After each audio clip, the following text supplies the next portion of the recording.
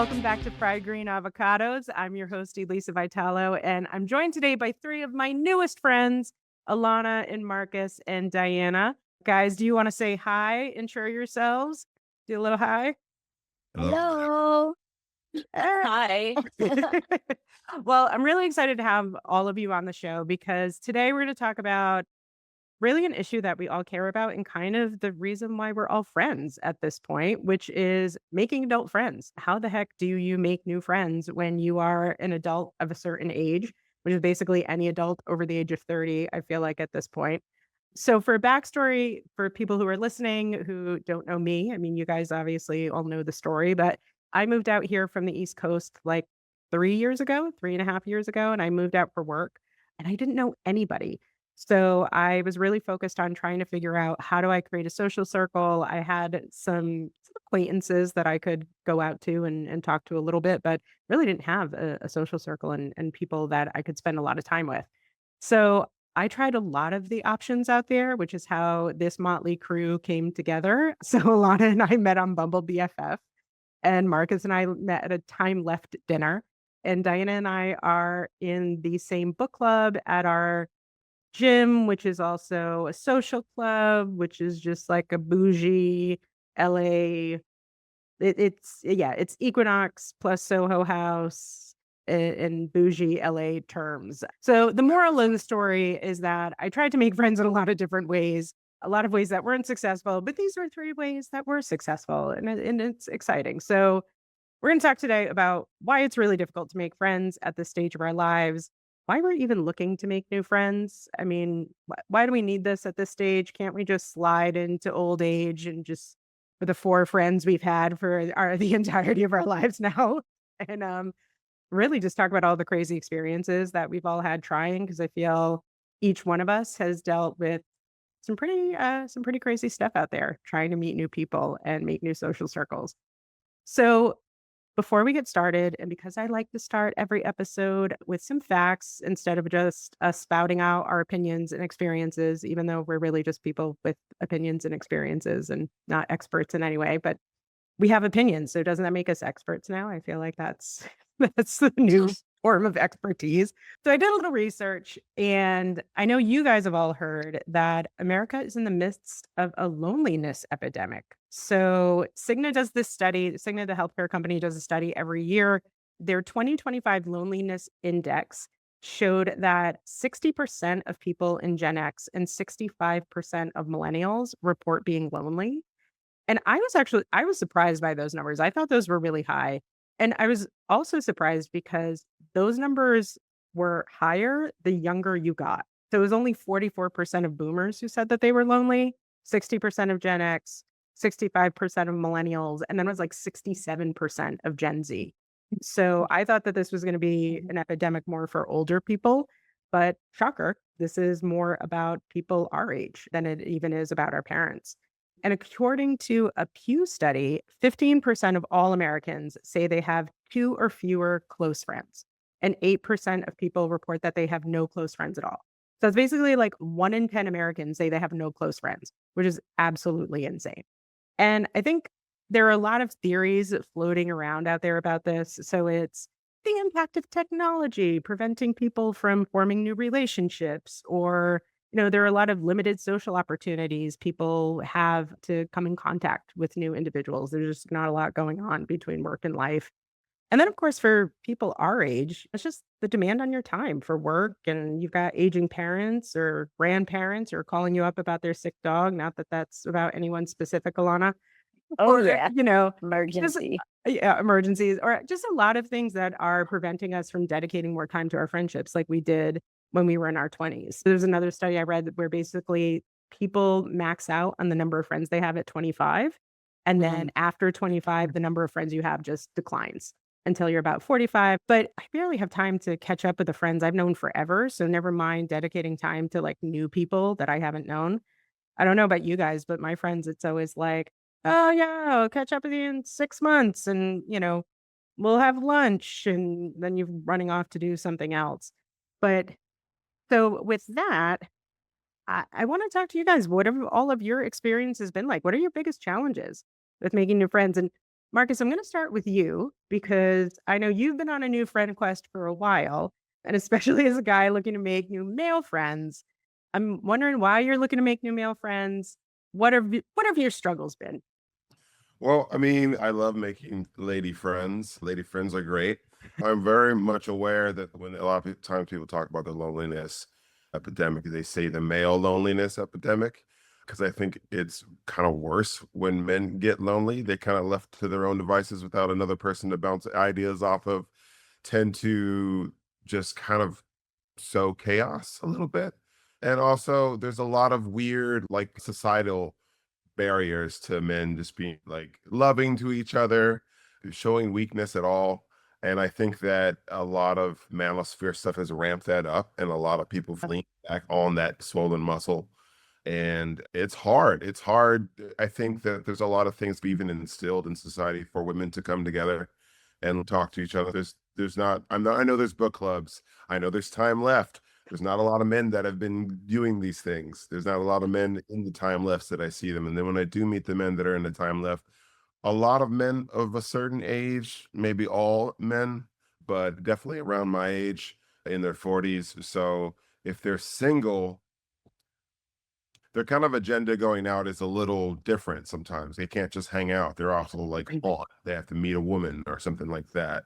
If they're in a relationship, and there's chances of have kids or like work, and the relationship is now their sole atmosphere where they like socialize in. And then they have the friends from work, friends from school of that nature. I don't have a job right now, so I don't have coworkers. I go to school where I'm one of the oldest people there, so I don't really make friends at school. Like we get along, but I'm not going to ask a 19-year-old to kick it with me later. You know? So there's a lot of that. The avenues to try to make friends online are a little different. Bumble BFF is something I'm currently using. I am not having a great time. Tell me why are you not having a great time? Tell me about. There is something constant going on with Bumble BFF. In first of all, it's basically Everyone's just trying to have sex with you. That's it. That was the issue because everyone's just trying to have sex with you. Enough men I mean, just say it, Marcus. This is what's happening. We're in West Hollywood. interested in me sexually. I'm in West Hollywood. I get it. I understand. That's what I'm doing on this app in West Hollywood with this smiling mustache if I'm not here to make to make friends of different natures. But I honestly just want homies, and it's kind of hard to find that in the area. There are definitely men that are cruising on there. There are definitely men in relationships and it's just not. It's I get it. It's built off the backbone of a dating app. So like, what do you expect? It's probably the same profiles, you know. Yeah. It's hard. I used the app called Boo, which I don't know why I thought Never heard that one. friendship wise. Yeah, it's like a little picture of a ghost. And it's like boo, friends in the area. But then the more you're on it, the more it's like, but you could meet a boo though. It's like, yeah, we're a friend app, but you know, also maybe. And I met a guy to go out dancing with, which is also hard because Yeah. straight man, it's very hard to find other homies to go dancing with. I'm actually like hoping that the most I'll have a couple gay buddies I can hang out with that love to dance because they love to dance. And I just want to cut a rug, you know. So, but like if I tell my buddies I just played Helldivers on PS5 with, hey, you guys want to go dancing later? They're not going to do that. They're not going to do that. Yeah, they'd rather shoot bugs on a video game. So I met a guy. We were supposed to go hang out, and he said he loved to dance at Motown Mondays. I love Motown Mondays at the shortstop. The DJs only mix Motown music. Yeah. I love it. I was getting down to that. So I was like, great, someone I can go with, you know? And when I get there, all he does is dance. We don't socialize. We don't talk to each other. He's just on the floor dancing. And he's like, yeah, I come here every week and I do this. So Just by himself? I was there or not, he would have been there. And he's just kind of doing like, you know, you can dance next to me or something. They're like, yeah, this was fun, man. He's like, yeah, we'll be in touch. I'm like, yeah, sure. We didn't hang out. We danced next to each other. Yeah. Oh my. Wait, Marcus, how long have you been in LA? I don't know if you. This is I got in here 2014. Yeah. So. Oh, you've been here a minute. Yeah. I've been here for a minute. I've made friends. I've made a lot of friends that have come and gone with like different layers and periods of my life. But a lot of people transitionally leave LA. I wonder if that's something that's more particular to our generation with making new friends. Like, I don't feel like our parents' generation was as transient and lived in major cities like this. So a lot of my challenge has been the fact that I have tons of friends. They just live all over the world.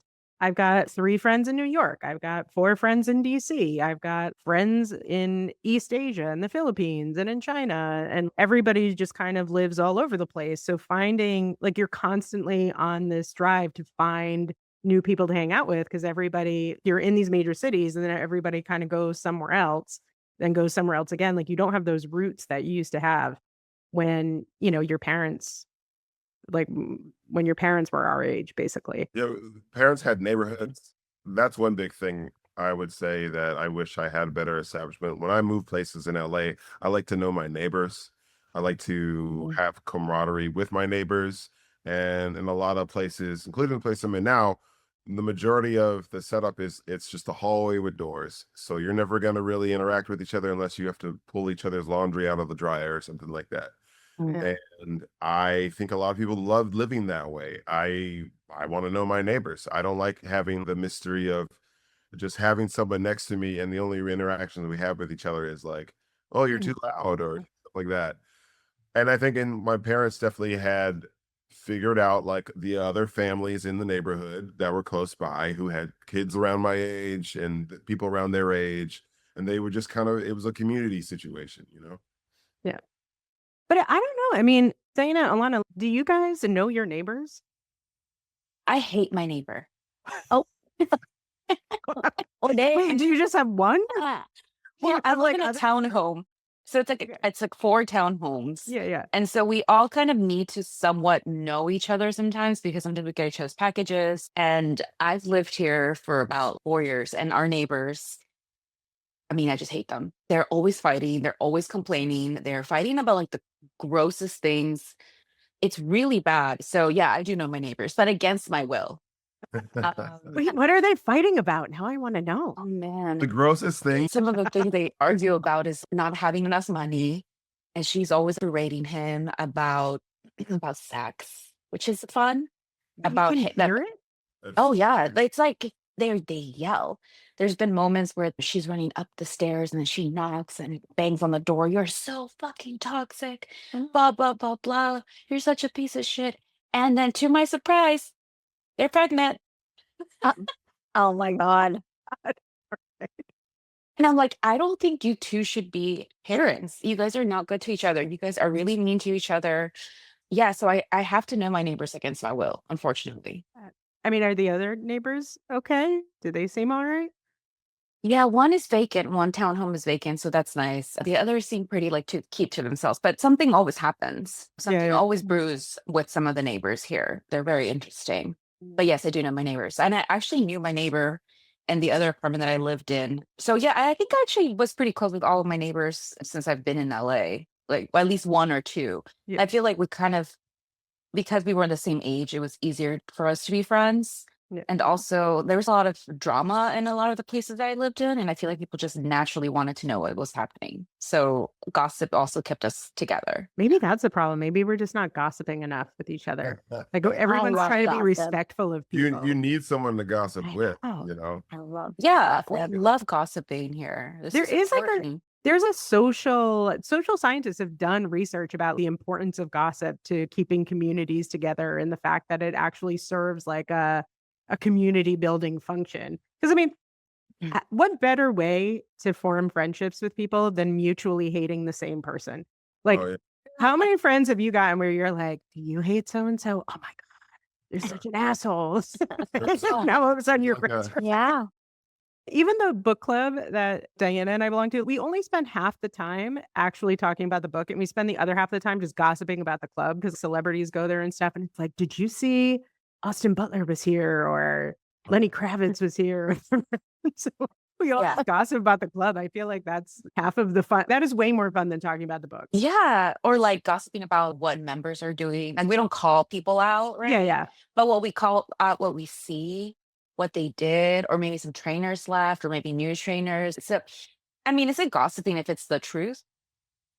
I mean, it's gossip. It's not slander. It's gossip. Yeah. It's Yeah. gossip. It's Am I just stating? gossip. Am I stating facts or am I gossiping? No. What is this? What is this gym?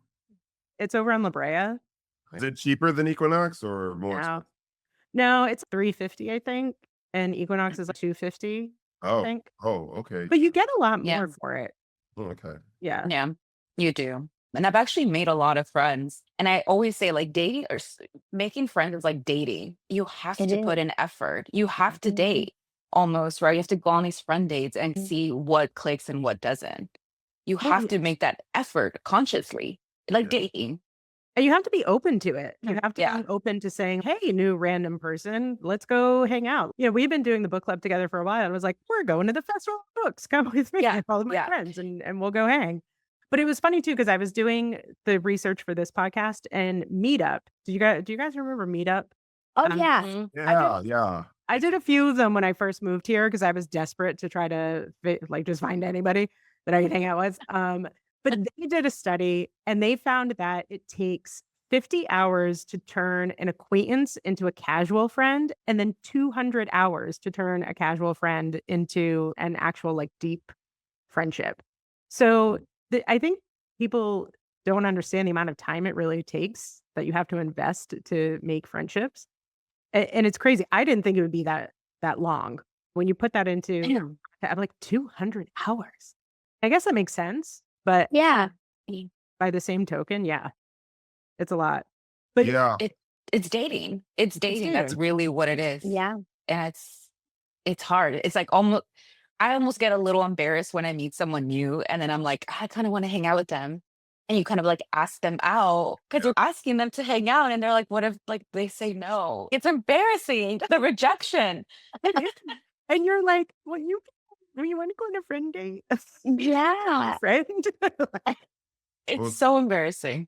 what's funny is that when I first met Elisa, when I met you, you were at the opposite side of the table, and I really couldn't hear what you were saying because the way the acoustics were and all that. The people I was Yeah, sitting sure. next to, they were cool to talk to, but whoever was talking to you was having such a great time, and you were just like charisma was just firing off of you, and I was like, "Yo, I want to talk to that girl. Who's that lady? I want to talk to her." I'm Yeah, listening to you because you were the same thing at the other end. I'm like, everybody seems to be having a good time with that yeah, Marcus guy. It's yeah, like, we should hang out. We're yeah, cool yeah. people. We need to hang out together. But Alana, you've done the other. Has anyone else done Bumble BFF? Well, Marcus, you said you have, but I'm doing it it's now. a It is very dating. different Like, situation, I think, than it hard is for to women. make a man commit to another man to meet up for some coffee. Yeah. I'm just a man standing in front of another man asking Yeah. him to be my friend. Okay, one guy tried to sell me crypto. I'm like, listen, I'm not on here for these reasons. Man, The pyramid same scheme. side. Like, what if it Like, just so happened have to you like thought about crypto? Yeah. like what happened to do you want to watch a football game or not being I call them the horny little toads, which Tim and I have joked needs to be a band name.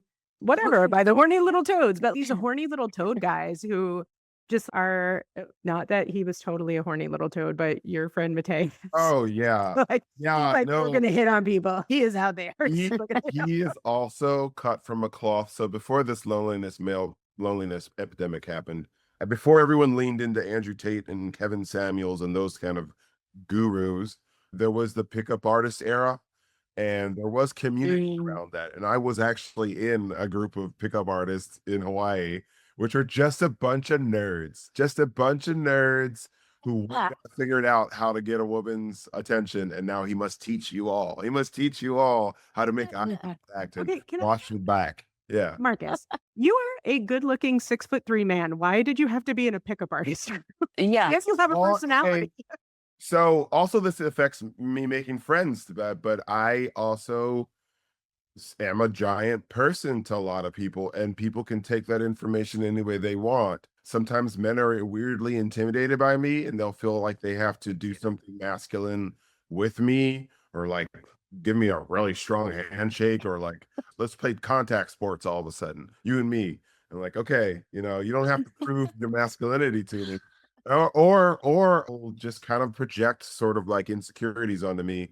And I think there's a lot of guys there trying to figure out how to look good and be better. I would always pitch things like hygiene and matching your clothes and stuff like that. And there were other pickup artists who were just like, how to seduce a Japanese woman with these 5 steps. And I'm like, yeah, that's not, yeah.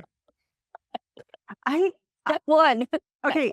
I mean, we can talk about dating, but the fact that you had to pitch hygiene, I think, is just part of the problem. I would, Why would anybody have to pitch Yes. hygiene? yeah. Yes. Wow. I must know more about this part of your life later. Yeah. But yeah, Alana, did Bumble BFF and obviously met me, so that worked out. But I did. yeah, you had some other crazy stories though, I feel like, on Bumble BFF. Who else did you meet? So I met some nice people, and then I met some like super weird people. One woman showed up 45 minutes late, and I was like, cool, I'm about to leave. And then she wanted all of my doctor recommendations. So I was like, all right, you need a GI? Here you go. You need, what else do we need? Wait, So- how did you even get on that topic of conversation? Like, what? That's not something somebody just naturally asks. So how did you even get on that topic? No, honestly, I wish I knew. I think I kind of blocked that friend date out of my memory bank because it was just so weird. And then I had another experience with another woman who didn't want to eat. She was very, very, very, very, very thin. And I'm not someone that's like, let's go on a hike. That's what everyone wants to do. Yeah. All these women on Bumble BFF want to go for a hike. I'm like, no, I want to sit with a slice of cake and watch some trash TV. Maybe have a glass of wine or a cup of tea. Why can't we do that? Why do we have to exercise? I don't want to. Because Well, that's the thing Yeah. everybody feels like they have to pretend they like in Los Angeles. It's we all have to pretend we like hiking, or we have to No. pretend we like hiking with a 10-pound pack or whatever the hell you did this morning, Diana. A vest, a weighted Or vest. I Weighted do. vest, whatever. I genuinely love hiking. That weighted vest was not it. I was like, we're not doing this again. That But I did not love like. that for people that love that. But I like to eat. Yeah. I love snacks, and I don't want to be the person ordering a pizza and an appetizer and a dessert, and someone sitting over there just sipping on their water. That's not. Don't go. I come from a Jewish family. We all eat. Part of my happiness comes from watching other people eat. It's weird, really weird, but it brings Community. me great joy. No, Yes. That's Buddhist weird. Buddhist Watching community. eat. It Buddhist is. community. That's what it is. People don't eat with me. I'm like, what is wrong with you? Or they're like picking at a salad. I'm like, look, we can have those times where we're like healthy for a minute. That's fine. But then I'm like, I need to see you like stuffing your face with something. At 'Cause least that on makes me occasion. happy. Yeah. On occasion. Yeah. But I don't know. People are I need the people who are like the pretend just to sliver people. If you have the old timers in your family, all of the women, there'd be a cake and they'd be like, I just want a sliver. I just want a sliver of the cake, just a sliver. And then they'd be like, oh no, bigger than that, bigger than that. It's like a piece of cake this big. So literally I what love- my grandma does every time there's a cake. She's like, just a little sliver. And then she's like, maybe a little more. And we're like, Yeah. just gonna I just want a cut piece of cake. yeah. Let's just start Stop pretending. eat as much as you want. Yeah. Diana, did you ever do the Bumble BFF thing? I think I tried it maybe once. I think I remember going on it, but I don't actually think I went on any friend dates. I think I found the concept strange. I mean, the thing with online dating, I think is just weird. It is a weird setup. Yeah. It's a weird setup. I don't know. I just feel like I didn't vibe with it, but I usually don't. I mean, I don't even like to online date. I feel like I get more success when I'm out in the world and my personality is out there. Yeah. But no, I've never had any of those like online dating friendship situations. They're not for me. I feel like I shine in person. But you've had just regular friend dates because you were saying at the gym you've met people. Yeah, yeah. And again, I think that's what is that? Proximity to a person also makes it easier. Yeah. And I do think our gym has made it so much easier to find connections and stay in touch with those connections like, okay, we're gonna do a Pilates class, and then we're gonna go hang out and grab like a drink in the social house or whatever. And then we've actually had moments outside where we do. I think I told you one of the book club members, she had a showing of her film. Oh, yeah, that's right. She directed a whole film, and she invited me, and I was like, I'm going. So I think it's also the proximity and also the effort that we put in into going into these dates. Again, it's like dating. And you have to also weed out the weird ones. There's so many weird people out in the world. Like there really is. Like, what's up with that? I feel I mean, like we're all the weird, but like you want to find the weird that works with your weird, you know? Yeah. Right. That we're all Yeah. weird, but there's some people that are weird on a scale that I don't understand. Like, what? That's your thought process. That's your thinking pattern. That's how you go on in the world. That's interesting. I don't want that in my life. Like, no thanks. I feel like I've been in LA also for about 10 years now. And I think I don't know, I feel like it's a city thing. I think what we face, that loneliness is probably bigger because we live in a city like LA. Everyone is going in and out. And I think I've changed friend groups so many times. I've had a root core friends from college, from high school. Mm. They're all like in different parts of the world and also just different stages of their life. And I think being in a city, it just makes it so interesting because everyone comes here and they get sucked into LA, and it's a different city. And even if you live in Century City versus East Hollywood, it's a completely different vibe. Like an yeah. island. So Yep. yeah, it's Santa Monica. If a friend of mine lives in Santa Monica, I'm probably never gonna go see them. It's just the fact, unless I have to be there by force against my will. But I'm not gonna go there. Like, I don't want to. It's beautiful, but it's just so far to constantly be. Again, the proximity also comes into play here, and also just outgrowing people. I think Yes. when I came here, I did go to the clubs here, like Tao, One Oak. Those were like the big thing when I moved in. God. Yep. Yeah, they were a thing. I was like I out remember. there. Yep. Yeah, I was out there. And now I'm like, no, like those people are not no you have like your party group people. Yeah. And then now it's okay, now who are my people here in LA? So it's so interesting still kind of going through this journey because I feel like it never really ends.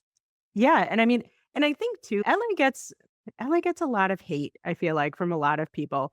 But LA has the same issues as every other city. Because I remember when I lived in DC, so similar to the Santa Monica thing. Okay, if you live anywhere close to the east side or even like mid city near the Grove, whatever, you're probably not going to the west side. You're not going to Santa Monica. You're not going out to Venice. You're definitely not going to Malibu. But, Mhm. like, when I lived in DC, we had friends. I lived in DC proper, so sort of like 14th Street.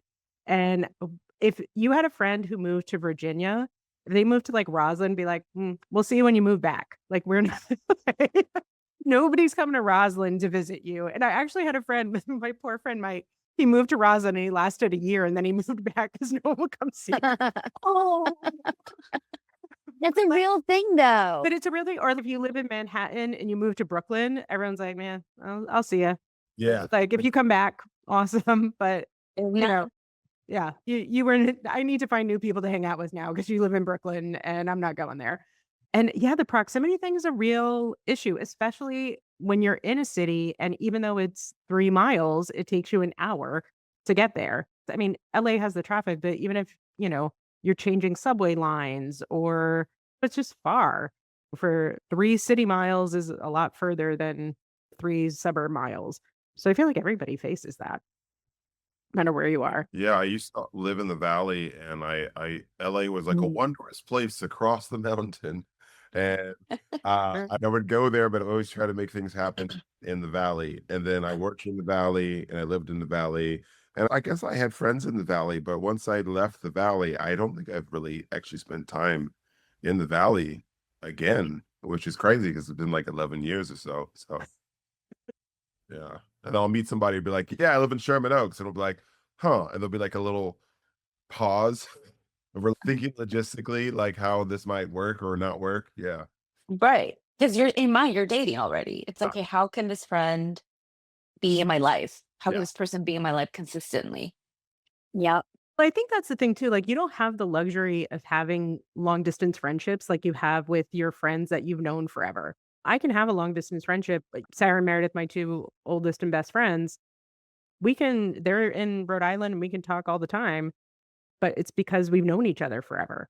But I'm not gonna do that with a brand new friend. Like, the whole point of new friends is to have people to spend time with and build new relationships with, and you can't do that if you're not in some kind of close proximity to each other.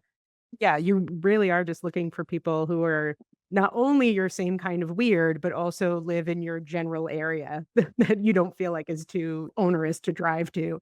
Yeah, it's hard. But so Marcus and I did Time Left. Have Diana or Alana, have you guys done like Time Left or the dinner table or any of What the is that? No. I downloaded Time Left after I met Marcus, and I was like, he's such a cool guy. Like, I got on Bumble BFF after I met you. oh, get Yeah. out. What is that? What I need to know. We should Like, do it. I haven't done it. I haven't Okay. actually done it yet.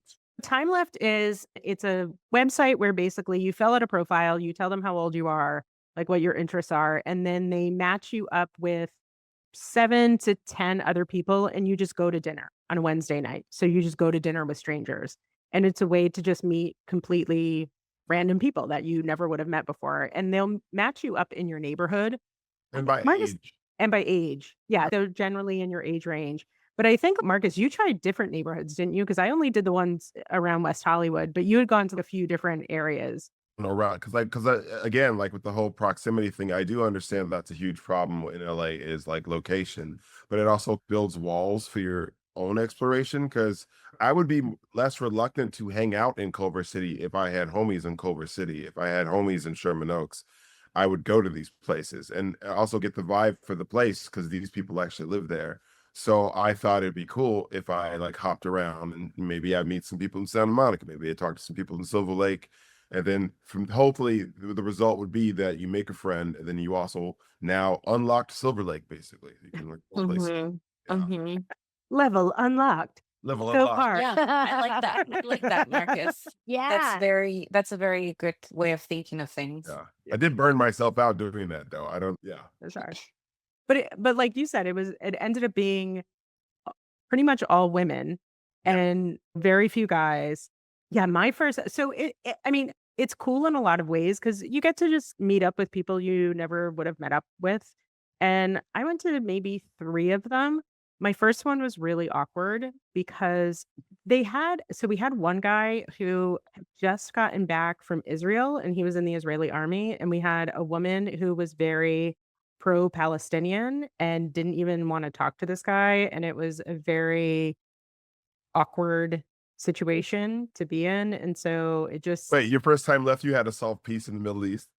basically, yeah, we were like, and the other people at the dinner were like, "So, who's watching Love is Blind?" Trying to lighten the conversation. Whoa. It was so awkward. And then, yeah, I went to the one where I met you, which is just up the street from my house, and that one was pretty good. There were some cool people, and definitely people who were like, "Yeah, we should hang out again." And we got with a couple of those folks, and then they just fell off.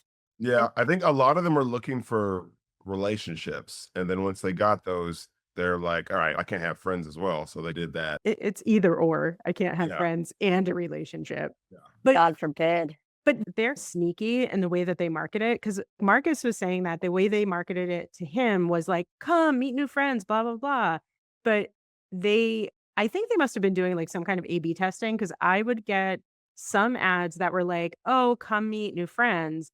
And then I would get some where it was like, "Where to find men 40 plus at Time Left." And so the expectations, I think, were different depending on which ad you saw and what you were signing up for. That's right, though.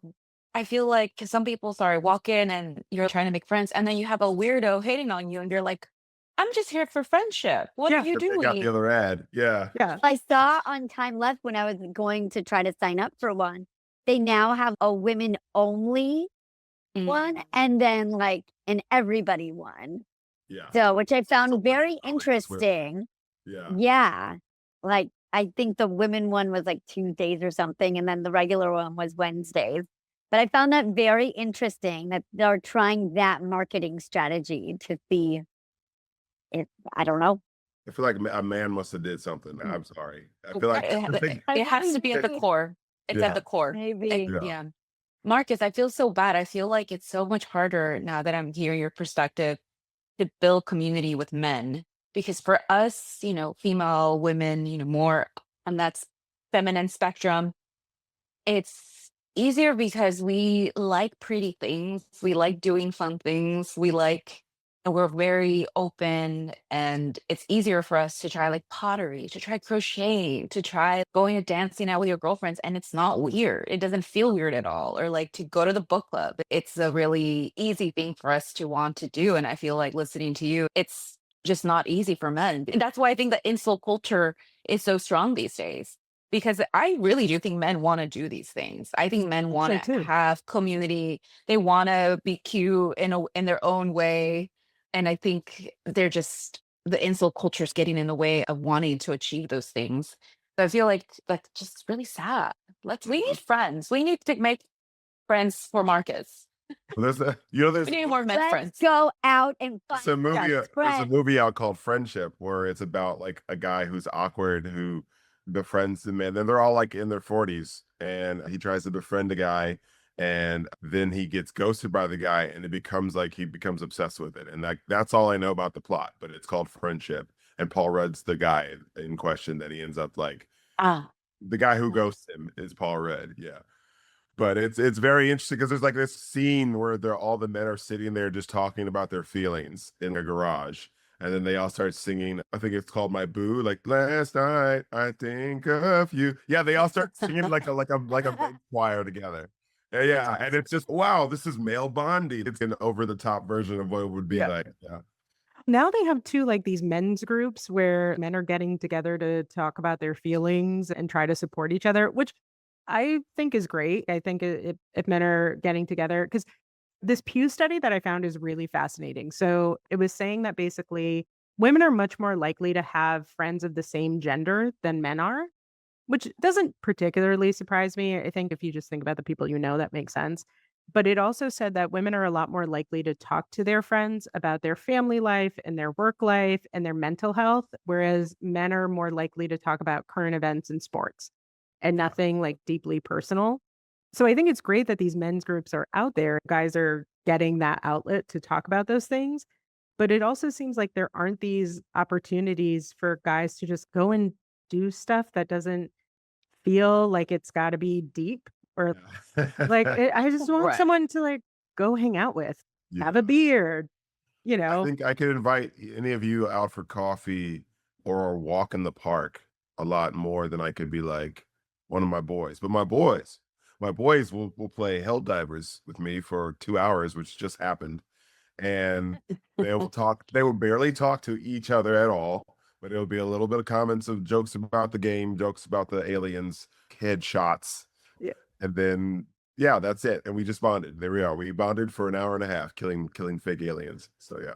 but totally virtually though. Like you Totally didn't actually do that in real life, Yeah. which I think is the problem. It's what is that like barrier to Yeah. getting you guys to be in person with each other? I had a buddy who wouldn't do phone calls because it made him uncomfortable. And I had to call guys every now and then and just catch up because I was a 90s kid. I remember the phone call and the merit and the weight that has to sit with someone and just have a conversation. But then I've run into a couple times in my adult life where a man is just you'll call them and then they'll just text you back, what's up? And you're like, oh man, I was just checking on you, seeing how your day was. Like, yeah, I'll be on later. We can game. I'm like, oh no, I just wanted to see how you were, like mentally. How your day doing. Just talk about anything, you know? And then I Yeah. do have a friend who is now resorted back to the phone call and he'll call me. It's funny because he'll be, hey man, oh, I forgot what I was going to tell you. And then we'll just talk about absolutely anything for the next like couple hours. And it's fine. That's awesome. Yeah. That's really great. Yeah.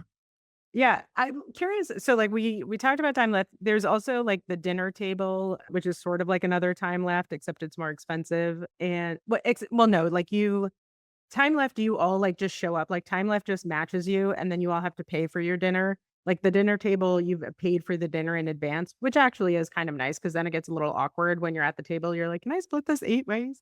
Yeah. Yeah. That is awkward. And your servers love you.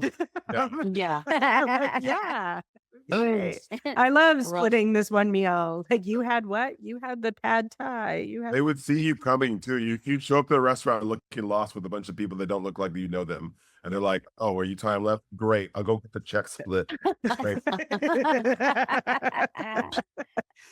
Um, so yeah, no, the dinner table's good for that one. But have you guys seen anything else, or are there other ways that you've been thinking about trying to make friends that you haven't tried yet? There's speed dating for friends. Oh, Yeah, there's speed. I saw it because I did go speed dating once.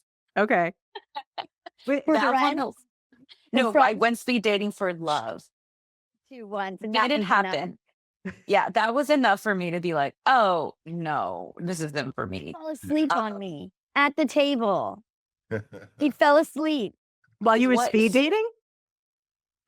But you only have 10 minutes or less than 10 minutes to be with each person. How does How do you even sleep? Just leaned back in the chair, closed his eyes, and I was like, okay. And then he never opened them again. Not until the bell rang, and I was like, hope you had a good nap. Like, I did a speed dating event in Tokyo, and the results of it was I met 5 guys and we all hung out. Like they like there was a bar in there. So then after they did the thing, we all compared what happened and stuff. A woman laughed at me because I was 26 and she was like 35, and she spent the entire time laughing about how young I was. And the guys at the bar saw that. He was like, "So what'd you say? It was so funny." I was like, "I told her I was 26." And they were like, "Oh, she laughed too? That's messed up, man." We just bonded on that. And then these were like my guys of Tokyo that we all hang out together. They're all expats. It was fun. But Yeah, I that was gonna say, was it expat dating or was it all it was just speed dating in Tokyo. And then okay? you're there. Yeah. Yeah. But that was funny. I met like an Australian and a Canadian, and we were all just hanging out as a result of the speed dating not working out for us. Yeah. oh, I love that. Yeah. When I went, someone asked me if I was in an open relationship, and I was like, "What? I don't understand this." He immediately saw me and he was like, are you in an open relationship?" And I was like, "No." "What?" And he was like, "I just can't believe someone like you is single." And I'm like, "Next, Yeah, that next. We're now, no, we're not doing this." But I'd be open to try speed dating for friends if we all go, but we just have to pretend we don't know each other. And, Ooh, and when then we be pair up, shocked. yeah, Then when we the pair, it's covert like, oh ops. my Yeah. gosh. we, You we talk to should that person over there. Yeah. we should do that, and it should be like recognizance, and we come back here and we report on the speed dating for friends. Because the thing is, it's like, how do you even start the conversation? Like that's what I never did speed dating. So did they give you prompts to talk to somebody about, or Do they have Reddit. questions? Oh, But yeah. for me, they had questions Oh, like I on didn't like have sit it. down, like if you like question number one, blah blah blah. What are your hobbies and things of that? Or you just start spitting and start talking and yeah? whatever comes out. I don't recommend it for dating, but maybe for friends, it might be fun. Yeah, how am I supposed to know in 5 minutes if I want to be your friend, or Yeah. if I know enough about you to say, yeah, let's hang out again? Or I'm bad at dating online because I could spend a whole date with someone and I don't even know if I want to really spend time with them again. Like it's my idea, and this is what I think needs to happen. I think you sign up for a friend boot camp and everybody goes and it's a full week and you're put through challenges and you have to really bond over things. And then you can come out the other side and you're actually friends and you have a friend group and it's adult friend boot camp. And because how do you It's, know? How do you it's like know Friendship after Island. It's like Friendship Friendship Island. Island. It's Yeah. Friendship Island. That's where it's 50 hours, right? That's the Yeah. statistic. 50 hours Yeah. of bonding. That's it. All There right. it is. So that's it. I'm pitching Friend Island. So if anybody sees Friend Island come up, they have stolen our idea because we were pitching Friend Island. I'll be the snack girl. That's not great. That's a Oh, great. That's love. great. Watch everybody and just eat. I would be definitely the stirrer, the gossiper of the group. I'd be like, did you see Stir. that person?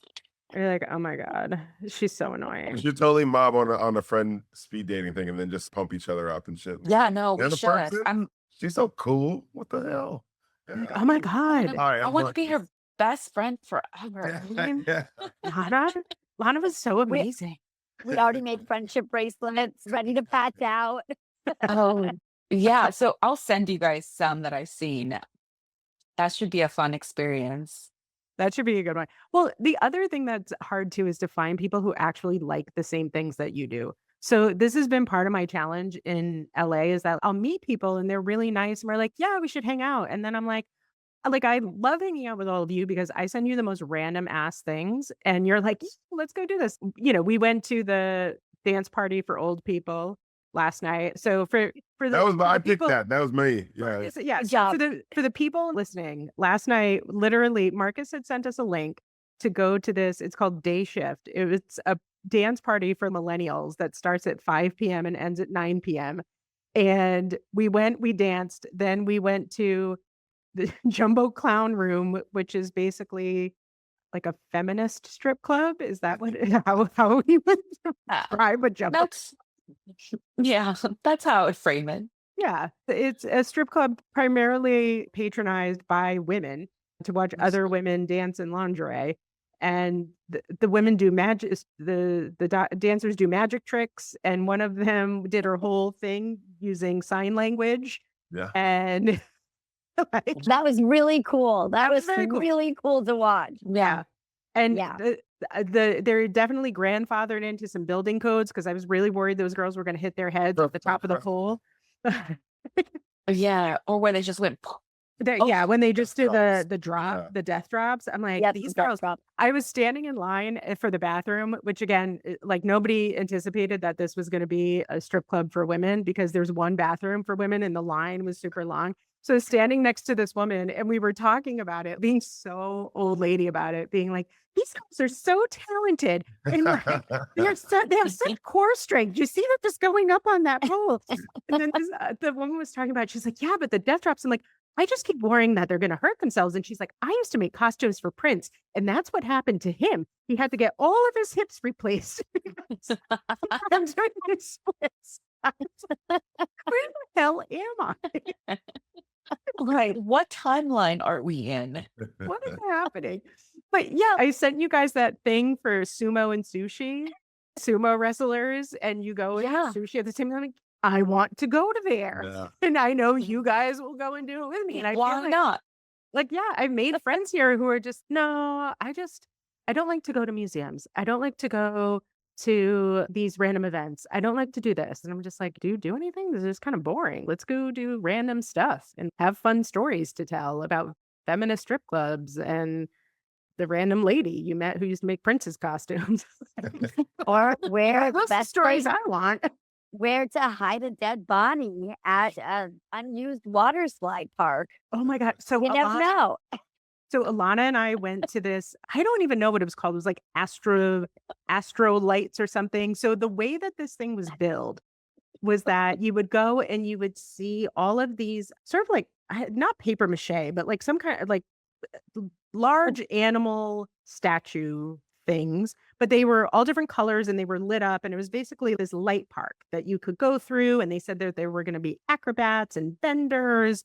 And we were like, this sounds really cool. And it was in the middle of the winter and it was at some water park. It was like an hour away. We went there. We were the only people. There were no acrobats. There were no vendors. It was just these random statues that were made out of some kind of paper material that were all lit up. And the statues were Like a beautiful, cloth.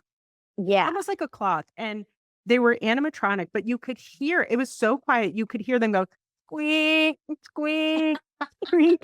And so Alana and I were just walking around going, well, now we know where to hide a body, like in these tubes for the water park, because apparently nobody's coming here in the winter. If I need to murder someone in December, if I just stuff them in one of these tubes, nobody's That's finding where it. it's at. Where was at a water park? It was a water park. What was it called? Done. You I remember? know. It was so creepy. And I messaged the people on Fever. I was like, this is not what you build it to be. You charged us all this money. Fever. You had to pay to Fever. park. Yeah. You had to pay to park in the empty parking lot. Oh my gosh, that reminds me of the Willy Wonka. Did you Oh, guys the see about experience. the Yeah. Willy Wonka experience? It was experiential situation where they were supposed to craft these Willy Wonka theme. Basically, you kind of walk through the whole situation, kind of like a Harry Potter land for Willy Wonka almost. Okay. And when they walked in, there was nothing. There was like kids were crying. because they Oh were God. promised this crazy experience as if they're in the factory. And there was this girl with green hair and she was looking very depressed. So I think you guys got scammed. Yeah. Totally. Oh, for sure. Yeah. 100%. Yeah. 100%. Fever's. I feel like if you're gonna get scammed, it's where you'll get scammed on Fever is so Seeing a bad. cat in the parking area, and that was the most exciting thing. We're just like, oh, there's a cat! Yay! Were there more was people this? at all or just you guys? When you say just you guys, So for our showing, it was just us. And then when we came out, we saw another maybe 5 or 6 people coming in because they had timed it. You could come in at 7 or 7:15 or 7:30 or whatever. But yeah, and those other people were looking around being like, where are the acrobats? Where are the performers and the food? And they had a snack bar open, but the snack bar didn't have anything in the snack bar. So it was just a random person standing in the water park's regular snack bar.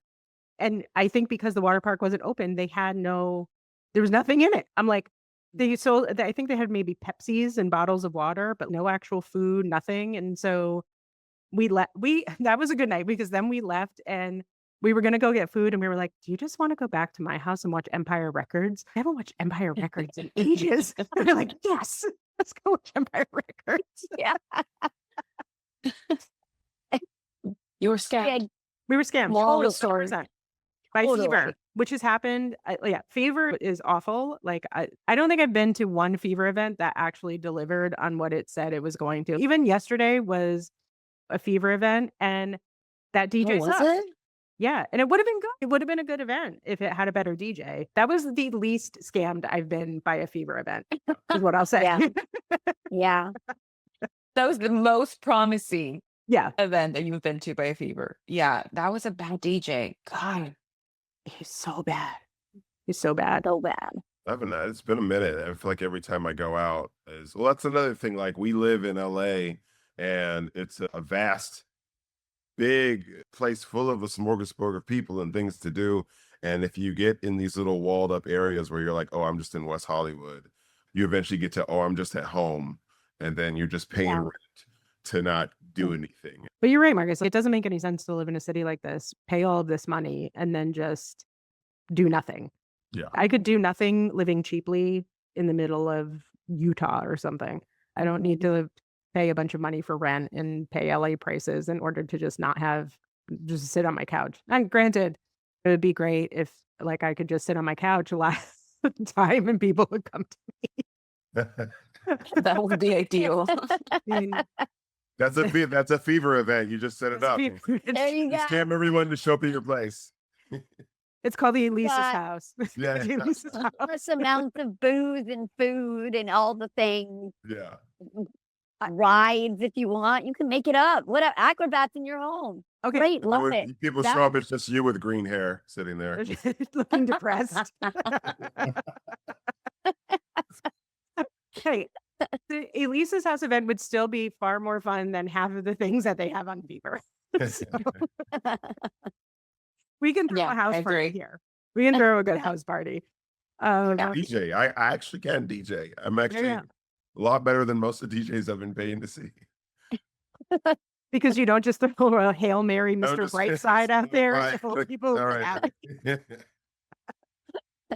Like the I crowd feel like seems the- sad. But the DJ must have been like 21. I believe it in my soul.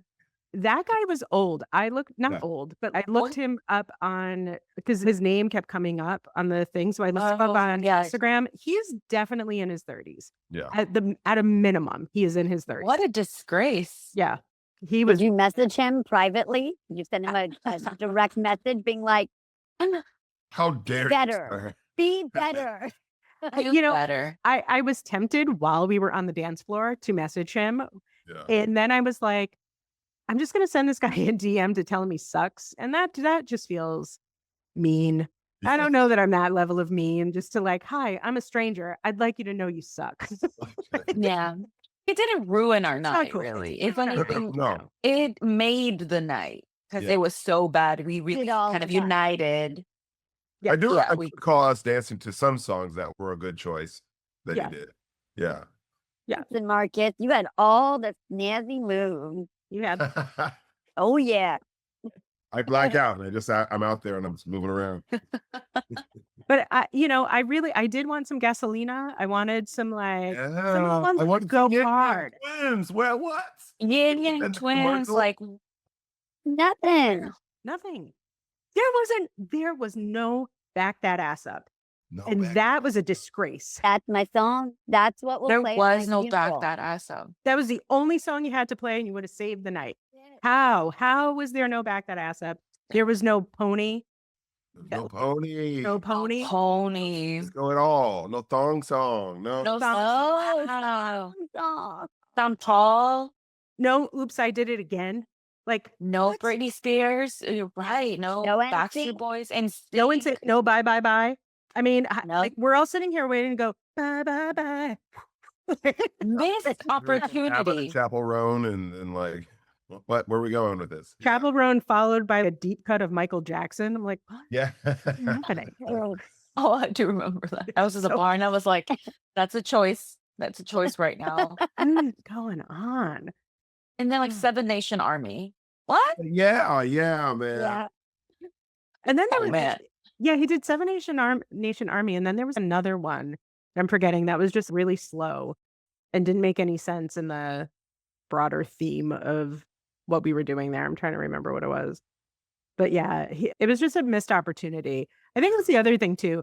Like when you're trying to make friends or just have friends when you're older, like if you're going out, you were committed to going out. Your expectations are high for what that night is going to deliver. So if I have paid you my $25 to be admitted to your early bird special clubbing, I expect the songs I want to hear.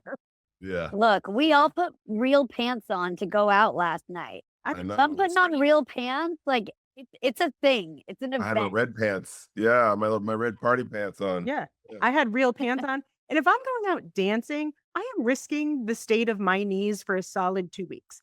So Oh, yeah. I'm so tired. Yeah.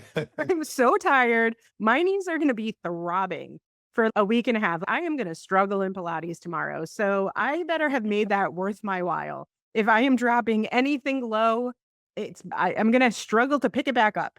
So We don't know if it's going to come up. We Yeah, don't know. exactly. That's the beauty, but we didn't know because it didn't happen really. I didn't have to drop anything low because the songs did not tell me I needed to drop it low because he didn't play the right songs. No I'm ass was asking on the ground. if we were to go to this thing solo with the attempt to make friends there, like Oh my God. how different that experience would have been if we had done that instead of showed up as a unit. The event last night, I do think attracted some of the married with children crowd who are going out for the night. Yeah. But yeah, curious, do you guys think it's easier to make friends at this age if you're single or if you're married or you have a partner? 1,000%. Uh, I'm like the single friend that people like to invite me. They're like, "Oh, Diana's the life of the party," because I don't have those responsibilities of being in a relationship, having a child. I do think some of my married friends, though, want that experience that I'm having. I think we kind of like it's the grass greener on the other side. And so I think I don't know, it's interesting to see that dynamic too. Like I do think they want to come into this world and I'm not really curious about their role, to be honest. I'm not really curious about being married and having kids. Like I feel like I'm having a lot of fun on this side of the world.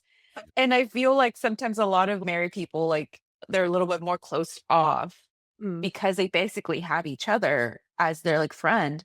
But I'm like, that can't be your only friend like Mm. in the world. That's so Yeah. boring. I don't know. I feel like I still will need to have my group of people, my friends.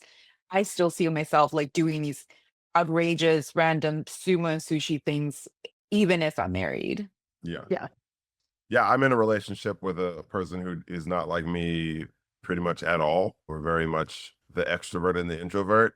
But at the same time, she realizes that because we're so different, and yes, opposites can attract, but I still need like my people. Yeah. And she understands when I go out, and I understand when she says I don't want to go out. You go ahead. And I think that ideally she would love couple friends. But the thing about couple friends is I gotta like both of you motherfuckers. So Yeah. The thing Yes. is I would always meet like a couple, and I'm sure this has happened with you guys when you're Yeah. with someone that you meet a couple, you're like, oh, he's cool. Well, what's up with her? Or like, oh man, she's great, and he is toxic, and we have to just act like nothing's going on and hang out with the both of them. Yeah. But So just but that's good conversation too, though, because then like you're talking about the other couples and you're like, how are those two people in a relationship together? How Great did they even conversation. yeah. Yeah. That's sort That of like unites people. that is the couple version of the mutually hating someone is like getting to talk about someone else's relationship. It's like reality TV. I watch reality TV so I can feel better about my life and have people I can judge without any repercussions. Right. I can Right. watch Love Island and totally judge all of you at home by myself. And I feel a little better about me. And I mean, Yeah. if that's not what we're all doing, we're lying to ourselves because that's what we're all doing. Right. For sure. I love that you have this as a soundbite next to hiding a body in a water park. It's about friends. Making friends. Is it hard to make friends as I hide bodies and judge people? Oh, I don't know. Look, I want gossip. friends who will help Keyword. me hide bodies. If you're not a hide body friend, that's the true test. Mm. But yeah, I don't know. I always thought it might be easier to meet friends if you're married. I feel like it's hard when you're just like a single person being like, be my friend, someone, Yeah. please be my friend. Where it's like, you've got it's like having a wingman. It's like having a friend wingman when you have a partner. So I don't know. And then I feel like it's also easier to make friends if you have kids because then you just become friends with the other kids' parent, like your kids' friends' parents or these neighborhood friends that you don't get when you're single. So I feel like it's just like a different type of friendship. It's more of a default friendship. It's we all went to the same high school, so now we're friends. It's like, our Oh, we kids all have playing the soccer babies. team, so now Yeah. yeah. Yeah. It's like we're all just doing the baby thing. I think that's like a different level. I would be very curious to see how my life turns out if that's what happens. Like you just naturally go that direction. I think once you have kids. I Well, think yeah. that's you like keeping a collective You group have of to. friends that are like friends with kids, friends who are married, friends who are single. And if you could have that, I think it would be most beneficial to learn about those different lifestyles and also just observe and maybe give feedback from your perspective of whatever lifestyle you have. And I think that's ideal. Was it? I don't want to be if I'm in a relationship forever, I don't want to forever be around people in relationships. I just don't think that that's always going to be fun. Yeah. Versus like this is fun. We just shooting the shit. I like that stuff. I like that stuff. Yeah. You're It's talking fun. about her. Yeah. Yeah, you just want to shoot the shit. Not everything has to be this like dealing with major life problems. Not that we wouldn't help each other deal with major life problems, but that's taxing. Like, how many major life problems do you have Mm. on any given day? That's not the majority of the time you're looking to spend with friends. You need Yeah. those people, obviously, but it's like I need people to just hang out with and have a good time with and not be even if I'm around kids, like not be talking about kids, not be talking about work. 'Cause that's the other thing too. Like I also think that's part of the reason why making adult friends has become harder. And it was hard before, but I think especially since the pandemic, now that everybody's doing remote work and like you used to make a lot of friends at work. I remember in my 20s, we had a whole gaggle of folks and we would go out together. And I worked at this one company and it was definitely this incestuous little group of 20 somethings and everybody dated each other and it was a whole thing. Um, Yeah. but a lot of people make friends at work and now that you're not physically working in the same place anymore. You don't have happy hours. You don't have those opportunities to be in proximity to each other because now it's like, oh, well, I don't need to live right next to my office in order to do my job. So everybody's remote and it's like, oh, I'll see you at the on-site in 3 months or whatever it is. So you just don't get that level, I think. And I don't know, Alana, maybe it's different for you because you work in a school. So maybe, but I don't know. Like, I don't know. Like I've tried to make some work friends and I have some friends, but they're not people that I go out and do things with. They're work friends and we can commiserate together and chit chat and shoot the shit. But I was trying to go on a friend date with a coworker on Friday and then it just didn't happen. And I was like, all right, no, fine, totally fine. Yeah. But it's trying to make those connections still. And I don't know. It hasn't I have friends, but they're not people that we just go out and have lunch all the time, or even sometimes. Like it's so different. It's so different. And like I don't want to talk about work all the time either. So Yeah. like, what else do we talk about? Your kids? Okay. What else? Well, yeah, because that's what Right. you default into. You default into the work talk. And I mean, you are bonding over the people you hate because there's definitely going to be somebody that you both hate that you work with. But yeah, I mean, they're not friends. They're like specific only to work kind of friends. Yeah. Yeah. Exactly. So Yeah, I was no. I was gonna say you can only take that friendship so far because there is still that level of professionalism that you have to maintain, so you can go all out and shit talk the way you want to shit talk. So there's a lot of boundaries there still. I don't know. It just I feel like I was thinking about this. I think making friends is almost uncomfortable, and it's an uncomfortable experience, and we really have to put ourselves in this state of mind where, and I think a lot to Marcus's point, like we if we have to go to Culver City to make friends, we have to go to Culver City. Like we really have to expand. Goes back to dating, right? We have to get outside our box. Okay, I'm gonna date this person even though we have nothing in common, but it may turn into something. So maybe that mindset also needs to shift when thinking about friends and getting outside of that comfort zone. Because I think a lot what we're alluding to when we're creating circles or when kids or when we grow up with and we have kids and we have all of these things, we just default into the circle and it just becomes easy. Yeah. It becomes easy to Yeah. stay there. And I think a lot of what we're hinting at is we kind of have to get out there. Yeah. We really have to put ourselves out there. And I think that's very uncomfortable to some degree. I think it's really uncomfortable. And I don't think it's a mindset that people have of, I've got to work to build this. I think there's still this default idea friendship should come easily. And I think, like, looking at the study that I was referencing earlier, the fact that Gen Z feels the loneliest of all the generations, I think, and when I talk to my niece who's 19, I do think with social media, there's this idea in younger people's heads that everybody else has friends and everyone else is doing all of these amazing things and has these big friend groups and all of this. And I'm the only one who doesn't. And so it makes me feel way more lonely.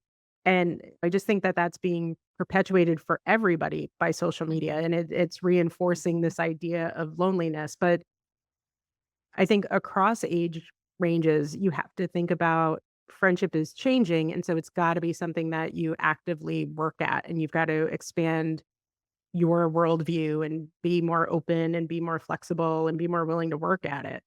When one, we haven't been thinking about it that way. And two, it's a lot of work, especially for people. It's like, God, I got enough things to do.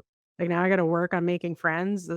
What else do you want to put on my plate? Like, I just need somebody to be nice to me and go and do things. Yeah. Just like me. Just like- Just, I think something interesting you pointed out was the social media piece of it. There is this fear to be cringe. Oh yeah. Yeah. That's a big one. And I think that may be more, that resonates more with younger generations, Gen Z, and whatever the other generation is. They are afraid of being cringe because it may end up on the internet. I don't think we live with that Mm. fear, right? With like Facebook and like we were all embarrassing in our own ways. Oh my And God. that Yes. for us. And I think the older millennials and just millennials, like there was space for us to be weird and annoying and kind of cringy, like cringe. That's why Gen Z always called us cringy because we were, but we liked it and we had fun. And I think that's where Gen Z is. They don't have Act that out. freedom. Yeah. And I'm like, we were to the window to the wall, baby. Yeah. Now I'm actively taking my cringiness, making a podcast out of it, and purposefully posting it all over the internet. Right. But that's it's fun yeah. and we're putting ourselves out there. And It's I like think whatever. that's a lost art in making friends and kind of showing who you are to the world. There's a lot of avenues now online, I think, that people mistake as, I mean, they could be good friendships. If you're like, I know someone who has a ton of friends that they always talk to on Discord and they play video games together on Discord. And other than that, he talks to two people at work and his girlfriend, and that's it. Like, but on the surface of it and in his brain, it's him with 20 guys and girls every day. They're just chit chatting texting each other, sending each other memes and whatever. But the hanging out is not really there. It's just virtual. And Yeah. then there's a lot of that with the Instagram followers, there's a lot of that with TikTok followers. It's just you can kind of spoof community through like online engagement and just random likes from random people and this and that. And then stay in the lane, don't be cringe, so you can keep things like cultivated and trending. But it's not the same. It's the sweet low of friendship. It's not is it necessarily as fulfilling a flavor as actually like cultivating and doing stuff with people physically. I was actually worried about losing the connection with you guys because there was a couple events that we went to and I was like, I don't know if I can make it. And I was thinking in my head, if I don't make this one and if I don't make that one, then will I slowly fade away into the background of this and then Yeah. move on and keep hanging out with each other? Because it takes effort Mhm. and you have to keep that in mind. You're like, if I want to cultivate this, I have to cultivate it. Yeah. Mhm. No, that's totally true. And it's weird too because a lot of people have these online friendships, but it's just like online dating. You can have a great conversation with someone. You're having all these amazing conversations with someone before you go on a date, and then you get there and you're just like, "Are you the same person?" Like Yeah. we have we have no again, I've been watching Love Island, so we have no banter. We have no repertoire with each other. It just falls flat. So I feel like it's the same thing with friendships. And even like Bumble BFF, I went out, I had a couple of friend dates where it was like, oh, they seemed like they'd be really fun. And then we get there and we're like just silently eating or trying to come up with something to talk about with each other. And it's how do you have a whole community of people that you're friends with online, but you don't ever see in person, unless those are people, again, from your past that you did spend a lot of time with, Yeah. Right. you know, ages ago, so you still have that going for you. It's just weird. Well, I was talking to somebody earlier today about AI and will AI change friendships? I think that there's gonna be this real demand for just way more in-person stuff once AI becomes bigger. Because I think even if we're not good at it, I think we still have the need for human connection, the need for in-person connection. Yeah. And it's about how do we help people to get the skills to foster that in a changing social environment. So the male loneliness epidemic, it's we just gotta help men to learn how to shift the way that they make friends or the way that they're interacting with their friends. And it's less critical for women, but I think it's the same. I don't think that I feel like there are still plenty of women out there who feel lonely and also need to shift how they're making friends. And what are we actively doing? We don't have the same resources available to us anymore, which and by resources, I mean just I've lived in the same place my whole life and I've known you since the 5th grade. And so now we're still friends and we're just going to be friends forever. And now I had some kids and your kids play with my kids. So now we're friends or we live in the same neighborhood. Those things just aren't as prevalent as they were anymore. So we need to learn new norms as a society. I just find it to be a really fascinating cultural issue. I don't know. Oh, Yeah.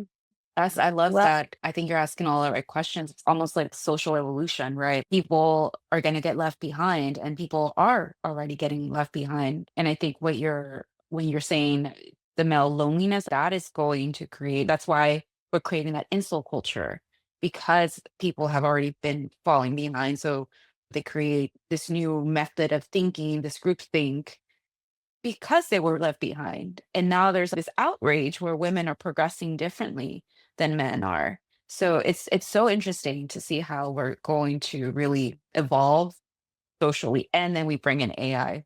Yeah. How is that going to change all of it? I think it's fascinating. The talk about the loneliness epidemic has been a lot of ideas in tech have been like, we'll just make AI more personable. And I had an update. I talked to my ChatGPT. I give it a voice. I gave it a name. I call it Athena, and we converse about things. But I am aware of it as a tool. And then they did an update, and then it just started to become a lot more personable. Went from just giving me facts and information, you're gonna be like, well, yeah, I totally get it. Sometimes things are like that. I'm like, okay, why are you hesitating? And then I said something like snarky and it laughed. And I was like, I don't know how I feel about this. I don't know. I Mm, feel like this could be something that a lot of people just lean towards along with the isolation. And then it's just like, I don't really need to hang out with people. I've got my 5 apps. I got my 5 apps, and one of them talks to me and laughs at my jokes. So there you go. Yeah. Yeah. That's awful. That's Yeah. so scary. That's so scary. But I feel like it'll get that way for a while. And then like everything else, I think the pendulum is just going to swing really far in the other direction where everything becomes in person and we need to start doing everything in person again. I mean, even, you look at companies trying to bring people back to the office, is for a while, is everyone going to be remote and we're just going to stay that way. And now it's like, no, everybody has to come back in. And I mean, I hate to admit it, you are a little more productive in the office, in terms of Yeah. collaboration. Like if I can just have 20 minutes to talk this through with you instead of 3 days worth of slacks, it's gonna make it a lot easier. Yeah. Yeah. But yeah, I do think it'll swing in the other direction. But all right, we have been chatting about this for a while, so wanted to wrap it up. Curious, final thoughts, each one of you. Why is it so hard to make new friends? I think that we have not learned, we need to unlearn and relearn how to make friendships. I think that we lost a lot of community in the pandemic and the aftermath of it. We're still dealing with it now. But I think that it will be an effect where people will find themselves missing, or if they know, or wanting to experience maybe for the first time real community in real time with people having real conversations. I think that is what's happening right now. And I think that there's a possibility that maybe more people will be into it and it won't be so cringe to people. It won't be cringe to be friends. I Yeah. love it. I Alana, I final love thought. think it's hard just because you've got to set time aside and really put in the effort and get out of your little bubble. And sometimes that's really hard to get up off your couch and just go. And people also have to be open to it. So I think we're all just so invested in our own little worlds in our head that it gets overwhelming. And then if you add on trying to make friends, it's another job, it's more time, and you got to have that available within your own bandwidth. But I'm so thankful that I've met the three of you. So it's worked out for me. Diana. Man, I feel like Marcus and Alana took all of my words. And I think just to add, there's a fear of being seen. There's a fear of, again, I think being, I guess, seeing the cringiness, being afraid of really showing who you are. And then we get stuck in this comfortable, in this comfort routine. And it's easy to stay in that routine. It's easy to stay with the people that we know. And it's easy for us to just lean into what we already know rather than to go outside of our boxes. I think one thing we didn't really touch on is also there's a big political divide in the world. There's a big divide that's happening. And I think that's also really affecting our gender roles and how we view ourselves as individuals, as women, as men, or how we identify. And I think that also plays a really big influence in the friendships that we make. And I can 100%. go deep into that, but I do think that's a big piece that we're missing in the conversation that we're having. Because even though we want to keep it light, we want to have fun, we want to explore, the reality is that there's still so much, or I guess, how would I say it? There's these forces that are bigger than us that really guide our decision making. And, I'm very active in certain things and I believe certain things. And I think we tend to lean and we want to be with people that lean in a certain way of thinking. And I think that's playing a big, big part in how we make friends today as well. Political divide, technological divides. So it is finding our weird people, right? People that like what we like, but also that believe and value what we believe and value. Mhm. And that's getting harder. The pool is getting narrower. I think you bring up a really excellent and important point that it's so important for the people that you're friends with to have just the basics of the same sort of values and belief systems that you have. You don't have to agree on everything, but there are just some fundamental things that, given the current political climate, you need to be on the same page about. And that can also be really challenging to address from the get go. So to know if you're finding those people or not. And it's awkward. It's not where you're going to start out trying to make a new friend, but you need to know that you are on the same page about that kind of stuff. So, and I mean, I think we all have our perspectives. We're all on one side of the coin, but I think that applies if you're somebody who is on the other side of the coin and have other political beliefs. If you are conservative, you don't want the one liberal person, and if you're liberal, you don't want the one conservative person, which is also, I mean, I think a little unfortunate. When I sit there and I think about making America great again, I think about, can we just all kind of go back to being moderates like we were, where everybody was just very slightly on one side of the middle versus Yeah. these real polarities. But that's a whole other separate conversation. But guys, this has been awesome. Thanks so much for doing this. I really appreciate it. It was so much fun. Thank you. I loved it. Thank you. for This was so inviting much us. fun. Yeah. Yeah. Speed Awesome. dating or friend speed dating coming up. Friend speed dating. We're gonna do it. But yeah, you Yeah. got to send it to us so Excited. we can all infiltrate the friend speed dating. And really, it's not. We all have to find a new friend we want to join the group, and we're all Yeah. secretly interviewing them into Yeah. the rally. That's how we do Genius. it. I Yeah. love That's it. genius. I love it. Okay. We can Okay, I'll compare send the notes at the details. end. Yeah. Exactly. This is what Friend Island is. This is what Friend. So like, you've got a group of friends, and they're all This is secretly Friend interviewing Island. new friends, but you don't know who's in the friend group. Wait, that's a great idea. Great That's idea. actually genius. I Yeah. love it. Wow. Okay, no, I'm down for that. I'm gonna look at it All right. at the events. Okay. Yeah. Thanks, guys. Okay. All right. Have an awesome Bye, guys. night. Bye.